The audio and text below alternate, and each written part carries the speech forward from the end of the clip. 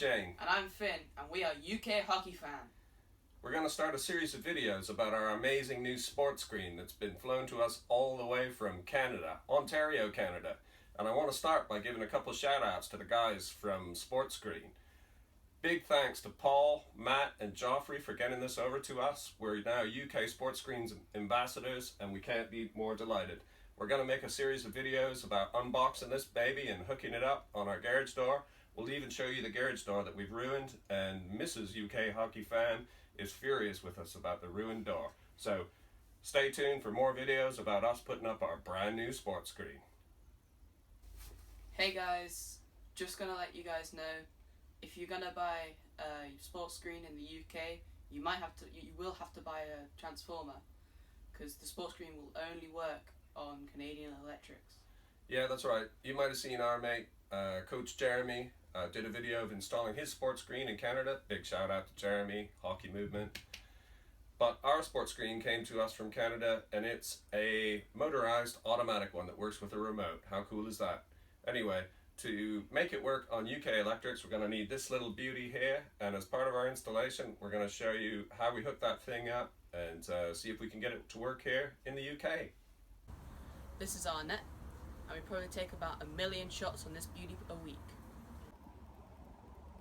Occasionally, a couple of our shots will miss and hit our really expensive garage door.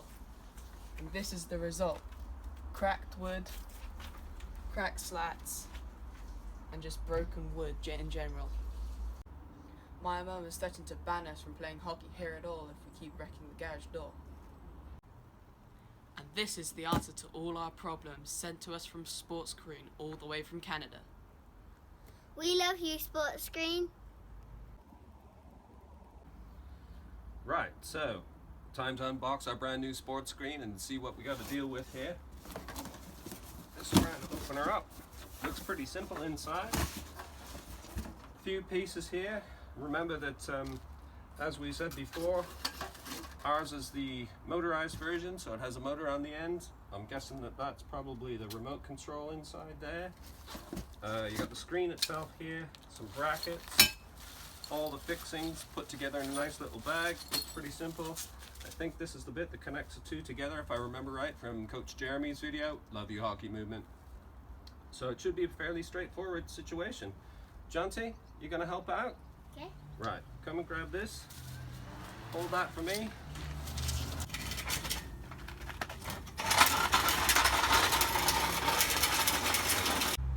Right, so Sportscreen comes with a really great instruction manual. It tells you everything you need to know how to put this beauty up. First thing to do is take a look at the stuff that you need to have with you to put one of these up. So the only added things that you'll need is a ladder, a tape measure, a level, marker or pencil, Phillips screwdriver bit, power drill, safety glasses, hammer, and 10mm wrench/ratchet. And don't forget, UK Hockey Fan says that you also need some daddy juice. It's a hot sunny day.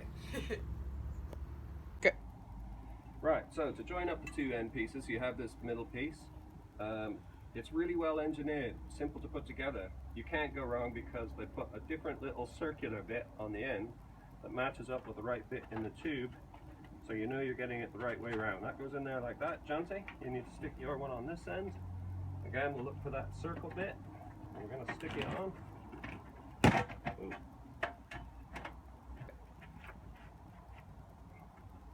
The key to putting in the centerpiece is to make sure you get the same amount of this thing sticking into either side. And they've actually marked sort of the middle there. So I'm going to try and push into that black bit is roughly in the middle.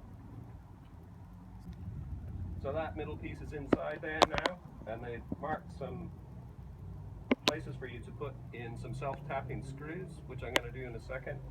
They aren't pre-drilled, so it's got to go straight through the metal, so you may need to do a little bit of a pilot hole first, maybe not, depending on what you're using to screw these in.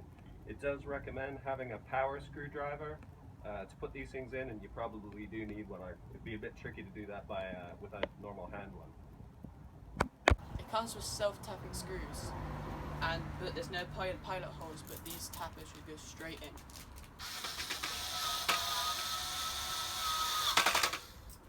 We've got our 10-foot screen put together with the coupling bit in the middle, and now we're just going to sort of eye it up and size it up to see how it's going to fit on our door. So you can see once we get it up high enough, we've basically got enough clearance that it will actually not conflict with the light that I've got here. So I might put a new floodlight on there for playing in the winter. So I'm going to have to think of something different in terms of where I'm going to route those wires, but it's a perfect size for our door. So if you have a standard British size garage door, the 10-foot is what you need. If you got a double, you definitely need a 16-footer. So now we have to start to put up the mounting brackets, and for our garage door, there isn't really a proper place to hang it in this orientation. So we're going to go into the brick at this angle, and you can see here that there's sort of an adapt there to put the bracket that it drops into, the screen drops into, so that it can receive it dropping in this way. And that's the way that we're going to have to go. So we'll put the little piece on here and we'll measure up. We're just putting together the bracket that the screen drops into. Pretty simple procedure.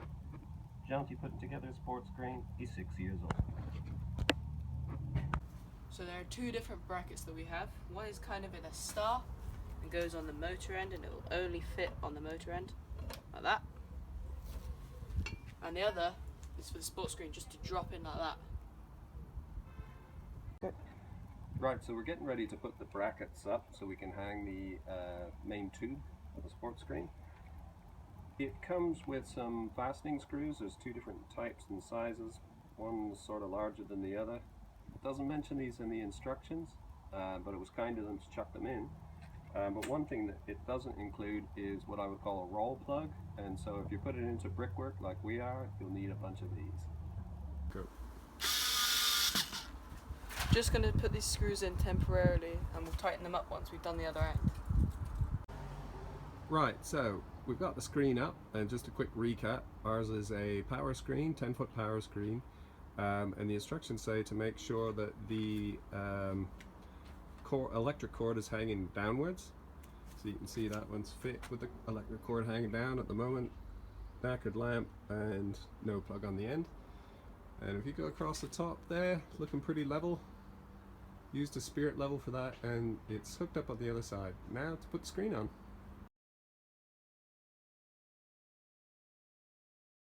Right, so I just slid the middle bar in. It's two plastic bars that connect with a metal connector bit in the middle and two little clippy screw things. Easy as could be, couldn't be bothered showing you because it's so simple. Now, on the 10-foot one, it's left a bit sticking out at the end here, which is okay because the upper bar, there's space for that. So I'm going to leave that for now. My temptation is to cut it off with a hacksaw or something, but I'm going to leave it for now. The bottom bar is going to go in this hole here. And there is only one pocket that it can go in. I think Jeremy in his video said that there were two, but I can only find one here, so it's fairly obvious where it goes. Next thing to assemble is the bottom bar, and it's like a tent pole with a little push tag, just goes right in, like that. There you go, just like that.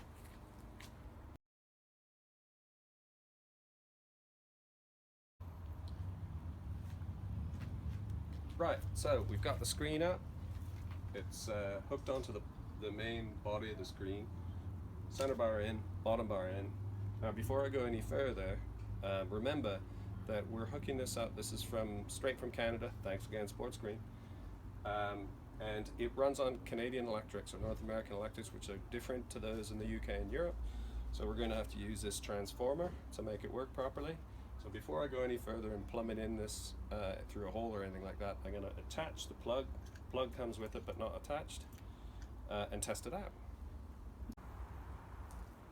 Okay. Because we got the electric screen, it comes with a remote with an up, down, and a stop button.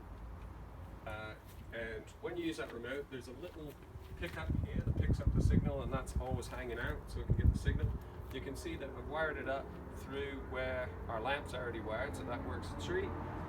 You have to set an upper and lower limit to where the screen stops at the bottom and stops at the top. It's a little bit fiddly, but it explains how to do it in the instruction manual, so we'll leave that to you. It's different in everybody's house, but ours is set. Finn, give her a whirl.